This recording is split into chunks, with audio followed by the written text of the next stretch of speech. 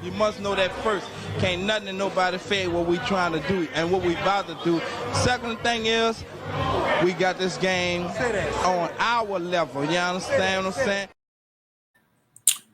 Yo, welcome to another episode of In Space. I'm your host, Chris Connor.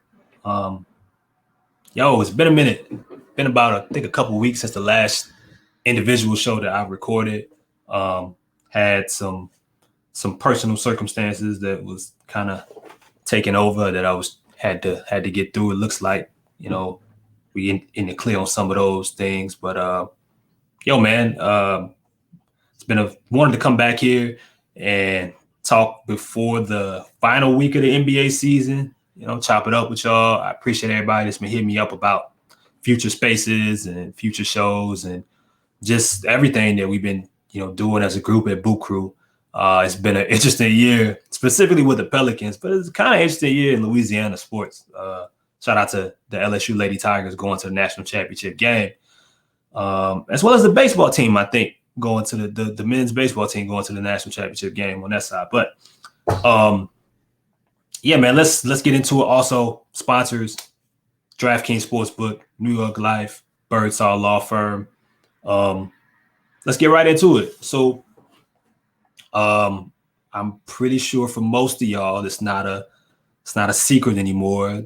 Zion Williamson's on his way back. As we stand today, all signs point to middle of next week, right? I won't even say best case. I think that's the target, and not the Sacramento game, the Grizzlies game on Wednesday. Best case, or the Kings. No, I'm sorry, not the Kings game. The Knicks game that Friday, which will be later on in the week. So maybe it is best case middle of the week. But either or, that seems to be the plan. The videos have been out of him, doing some pregame work. And it's been a while since we've been able to see him consistently really do anything and really look like he's almost back to playing basketball here. And first off, man, that's just him returning after the season that he was on the way to having, that got interrupted from an injury to the setback to this team, the season that the team has had, man. It's just good. It's going to be good to see him play again, man. It's going to be good. It's good for the individual. It's good for the product. It's good for the team. It's good for the watchers. Like everything, everybody benefits when Zion Williamson is back on the floor. We know the mental toll that is taking him being out. And it looks like we've been hearing things late March, April, dating back to when right around the time he first had the setback. Yeah, that was the talk. Late March, early April. And now it looks like we finally will be here. Like it's no longer this is what I'm hearing. A lot of people that know are talking about next Wednesday or next Friday against the Knicks. So that leads us to a conversation about how do you use them? And I know Boot Krewe put out a message or a tweet earlier about should you start Zion? Should you bring him off the bench? And for some, I know that's an easy question, right? Like, of course you start him. He was your MVP candidate. He shoots over 60% for his career, and he's generational and anime and whatever the conversation is. Like, I get it. And that could ultimately be what happens. We've seen that happen before in the past. And we'll see what that means. Is he brought back 15 minutes at a time or 20 minutes? Is he brought back in bursts? Or is he out the gate playing 20 minutes, 25 minutes, 30 minutes? I doubt it. But what will happen there during a stretch where, every game is going to matter? The Pelicans have started to post that Lakers meltdown. It wasn't even a meltdown. It was just an embarrassing loss. They started to figure out some things again, from getting Jonas Valanciunas involved more again and having him be active and be a force. The incredible month Trey Murphy had, a record-setting month, 3-pointer. Shout out to Trey for doing that. Brandon Ingram was playing like a superstar in the month of March. Fantastic. He won Player of the Week, maybe up for Player of the Month honors. February was also a really good month for BI. Herb Jones has found everything again. We know what he can do defensively, and he's been having another spectacular, pretty season there. But March, I think, is Herb Jones' best offensive month of this season. That's been a struggle at times, specifically shooting the ball really well right now. That's working. Look, man, they found some things. How do you bring back in that kind of talent? Right? You saw the Lakers first game. LeBron came back off the bench, but that's also LeBron James, right? Like you talk about one of the greatest players of all time. You knew he was going to be back in the starting lineup. We all know Zion Williamson will be back in the starting lineup, but how soon? And I'm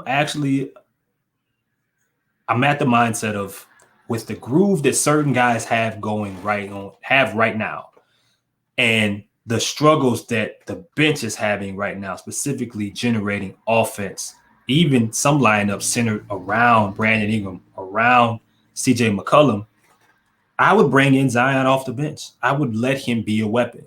I would let him have the opportunity to attack second units. And I would put some of these lineups that look like, with Dyson Daniels, Najee Marshall, Josh Richardson and company, like I would put him in those lineups, sub him in those situations, Larry Nance, because if Zion's not in the right shape game, I'm sure he's not in the right game shape. How good of a defender is he going to be? And wouldn't you just rather him focus on what he was born to do, and that's score the basketball and get to the cup, and put a bunch of defensive guys around him in those lineups with Herb and Najee and Dyson, and let them kind of take on a lot of the pressure there, to where the burden isn't on Zion, and he can focus on hopefully helping the team rebound a little bit better, attacking the glass, getting in transition, and doing what has made him a superstar talent, and that's scoring the basketball. And I think that bench desperately needs it. We're gonna talk more about one of the people that's been a part of that bench rotation as of late, and Dyson Daniels is coming back from another sprained ankle. But yeah, man,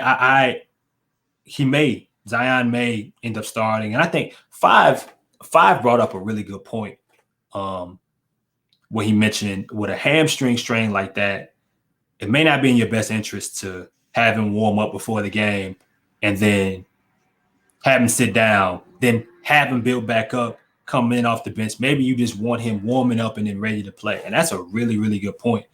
Maybe if you do start him, you end up, of course, he'd probably be the first person to leave the game, depending on the matchup, unless Jonas is, it's one of those games where Larry has to come in right away. I don't know how you would manage that substitution wise, but I just think you got a lot of positive things going on with the starting lineup. Defensively, they've gotten back to being really great. Efficiency wise, I believe they were top 3 as a team completely when it came to defense for the month of March. March was just specifically the end of March. We got to see this team look a little bit more like the team that made the play-in and made the playoffs last year, and from some perspectives, but they were really good defensively. I know that.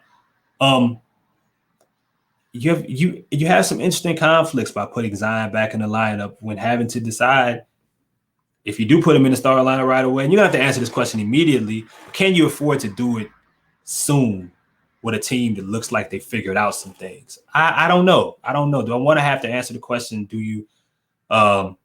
Does Trey Murphy or Herb Jones have to go to the bench now, when the person that maybe needs to go to the bench, we just know it's not happening right now? I don't know. But personally, I would bring him in as a weapon, put him in these lineups that really, in all honesty, as great as Brandon's playing, as hot as CJ can get sometimes, as dominant as Jonas can look against certain matchups, there are certain rotations, there are certain lineups that are put out there. You can look at that Golden State game, specifically when they go on that avalanche, and the only person that I can think of that could stop it and maybe take it over just with his ability to score the basketball and the way he scores the basketball, Zion Williamson. I think he would be perfect for those type of lineups, and it would actually do him a service as he plays his way back in the game set. But that's how I view it. Regardless, the fact that he can even return, or he looks like he's on the brink of returning, that's the best part about all of this. And maybe we end up getting comments or more comments like these. Yeah, I mean, he just ran through my guy, took the ball. He's playing football, we playing basketball. We can't touch him or guard him, so good for him. Yeah. So that leads us to the final part of the show here, and we're gonna talk a little Dyson Daniels. Look, man, you know, he's been a hot topic on Twitter, you know, for a while. As people, as you know, portion of the fan base that wasn't a fan of the pick when it happened, didn't see the upside or the fit right away at a log jam, a crowded position group base. On top of him just being a rookie and having flaws coming in that, you know, were notable and that are still present today, and in some cases may have gotten worse. But I want to show a clip, and then I'll explain it for those that are listening, of something that, for however long he is playing this year, of what more he needs to be doing, that can make life easier for everybody, including himself. Dyson trying to lose back. And Dyson is coming to. So for those that weren't able to, that are listening, audio only, the clip that I posted was from a game against the Toronto Raptors earlier in the year. This was in New Orleans. Zion was still present there, where it was just a dribble drive, spin, floater. I joked, shout out to Rail, we joked about that spin is his favorite, is his go-to. But point being, it was just the overall, it was the attempt. It was him just playing the game, just hooping, not worried about the result, not being in his head as much. And look, I think that, you know, you have to factor in, I think he had 3 ankle sprains this year. Those things, I think, for your first year of professional basketball, I think that they definitely are going to play a role. Maybe that plays a role in his aggressiveness. I can't doubt that. He had some really positive momentum going on earlier in the year with Zion, ends up spraining his ankle. Thought he was gonna come back, didn't come back right away, came back, struggled, but was getting the minutes, was getting the chance to fail and learn from it. Sprained his ankle again, it's been like that. But the flaws are the flaws. There's flaws at finishing, flaws at shooting, the dribbling. And look, man, you're on a team right now. You know, Dyson's on a team that is trying to make the playoffs and make a run. It's going to be curious when Zion returns if Dyson is still playing minutes. I don't think he will be. I think when Zion is back, barring a setback, that will be the end of Dyson's minutes, and I think that'll be really good for that kid's psyche right now, man. I don't know the plan that the organization had for him, and I don't know. I'm assuming like even last year with Herb and Trey, like injuries impacted that plan, but I think right now, like with the G League season being over with, Dyson just needs the opportunity to do something that the team can't give him right now. They can't give him more minutes. They can't give him an extended stay. They can't give him a healed ankle if his ankle is still bothering him. And if his confidence is currently in the place it's in right now, to where that clip that I showed, which was a spin and a floater attempt, now is a spin and a pass out, right? He doesn't even attempt it. When he does attempt it, it's very awkward looking. It's just not the same amount of reassurance within himself. So how do you help that? Zion's like the healer in some of these situations, because he's going to give people like Dyson, like Najee, practice shots and shots that they may be accustomed to seeing in different parts in the year, different coverages or different lanes that just simply nobody else can afford to give them, right? Because you got 4 people, sometimes 5 people packing to the paint for one guy. That's going to give you an opportunity as a guard, as a wing, as a cutter, as a roller, to get looks, as all the attention is going to be in Zion's possession. We know the kind of passer he is. We know the kind of playmaker he can be. Dyson played well in those minutes with Zion earlier. I think that could be another situation if those minutes, if he's still getting some kind of opportunity to play. But I would assume once Zion returns, that will be the end of it. But I'm not giving up on Dyson. I think Dyson will be fine. If I can be honest, I think right now he's going through a wall. He's hit a rookie wall and he's not performing.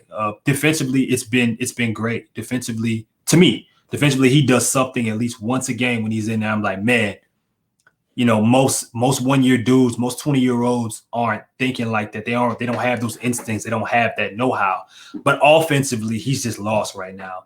And the Pelicans don't have the space or the time right now to really help him find it. He got to kind of find it on his own, like a lot of other individuals have. But my hope is that in the offseason, the Pelicans, the staff really puts their resources into developing him and giving him a fair shot. All right, you got your first year out the way. This is what we're going to work on. We're going to work on these flaws. We're going to work on dribbling. We're going to work on being in transition to backcourt. We're going to work on your instinct to pass and make the right play that sometimes just needs to go into a layup attempt. The free throw shooting, everything that he has struggled with this year.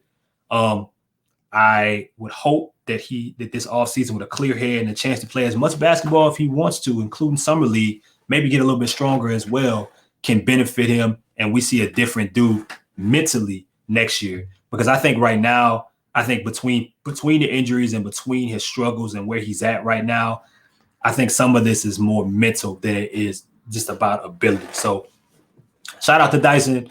Hope he continues to figure it out, man. And I personally think he will, but I understand those that don't.